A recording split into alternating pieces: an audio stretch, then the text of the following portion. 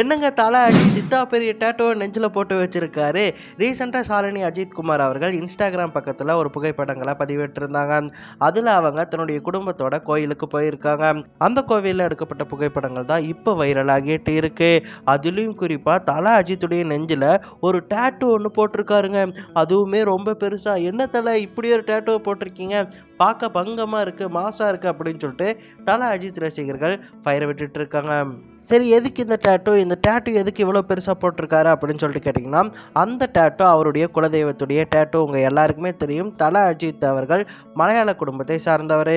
பாலக்காட்டில் இருக்கக்கூடிய ஊட்டுக்குளுங்கர பகவதி அம்மன் கோவில் தான் அவருடைய குலதெய்வ கோவில். அந்த கோவிலுக்கு தான் அவர் குடும்பத்தோட போயிருக்காரு.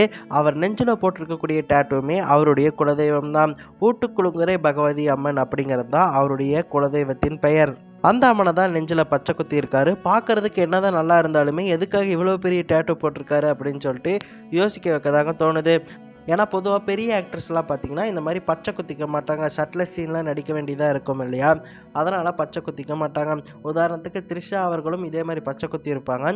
ஆனால் ரோலுக்கு ஏற்ற மாதிரி ஃபவுண்டேஷன் வச்சு பெயிண்ட் அடித்து மறைச்சிப்பாங்க. அந்த மாதிரி இந்த டேட்டூவை மறைக்க முடியாது. ஏன்னா இந்த டேட்டூ வந்து ரொம்ப பெருசாக இருக்குது. இதனாலேயே சில வட்டாரங்கள் கிட்ட நான் கேட்டேன், என்ன இது எதுக்காக இப்படி போட்டிருக்காரு அப்படின்னு சொல்லிட்டு. அது உண்மையாக இருக்கும் பட்சத்தில் அவர் இன்னும் 2 படங்கள் தான் பண்ணுவார் அப்படின்னு சொல்லிட்டு சில பேர் சொல்லிகிட்டு இருக்காங்க.